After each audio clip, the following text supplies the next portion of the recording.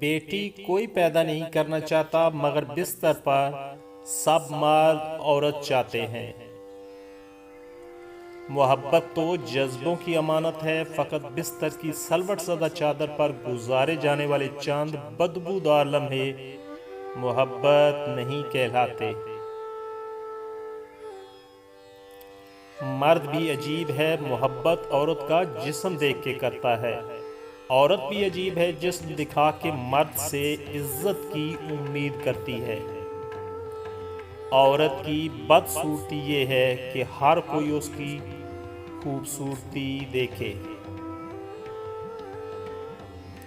ہم عورت اسی کو سمجھتے ہیں جو ہمارے گھر کی ہو، باقی ہمارے لیے کوئی عورت نہیں ہوتی، بس گوشت کی دکان ہوتی ہے، اور ہم اس دکان کے باہر کھڑے کتوں کی طرح ہوتے ہیں جن کی ہوس زدہ نظر ہمیشہ گوشت پر لگی رہتی ہے۔ جس طرح بعض بچے وقت سے پہلے پیدا ہوتے ہیں اور کمزور ہوتے ہیں، اسی طرح وہ محبت بھی کمزور رہتی ہے جو وقت سے پہلے جنم لیتی ہے۔ عورت دنیا کی وہ واحد مخلوق ہے عورت جو پیار کرنے سے بھی ڈر جاتی ہے۔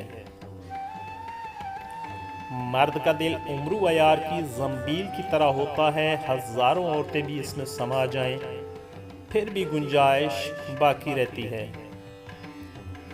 اگر یہ معاشرہ کوٹھوں پہ جانے والے بے غیرت اور شہوانیت سے بھرے لوگ پیدا کر سکتا ہے تو اس معاشرے سے رنڈی پیدا کرنے پہ حیرانگی کیوں ہوتی ہے؟ جب تک خریدار موجود ہوں گے بازار میں مال آتا رہے گا۔ مرد بھی کیا عجیب شے ہے، بیوی میں طوائف جیسی ادائیں اور طوائف میں بیوی جیسی وفاداری تلاش کرتا ہے۔ میری سمجھ میں نہیں آتا عورتوں کی نفسیات کیا ہے، جب ان سے پیار کیا جائے تو گھبرا جاتی ہیں اور جب ذرا بے اپنائی برتی جائے تو برہم ہو جاتی ہیں۔ خطرناک قسم ان عورتوں کی ہے جو پردہ کرتی ہیں مگر در پردہ نہیں کرتی۔ ہمارا معاشرہ ایک عورت کو کوٹھا چلانے کی اجازت تو دیتا ہے مگر تانگا چلانے کی اجازت ہرگز نہیں دیتا۔ عورت سے عشق کرنا اور زمینیں خریدنا تمہارے لیے ایک ہی بات ہے، سو تم محبت کرنے کی بجائے 1-2 بیگھے زمین خرید لو اور اسی پہ ساری عمر قابض رہو۔ میرے الفاظ گندے نہیں، تمہاری سوچ گندی ہے، میرے الفاظ صرف ننگے ہیں۔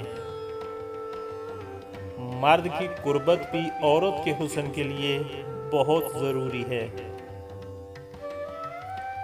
تم محبت میں زندگی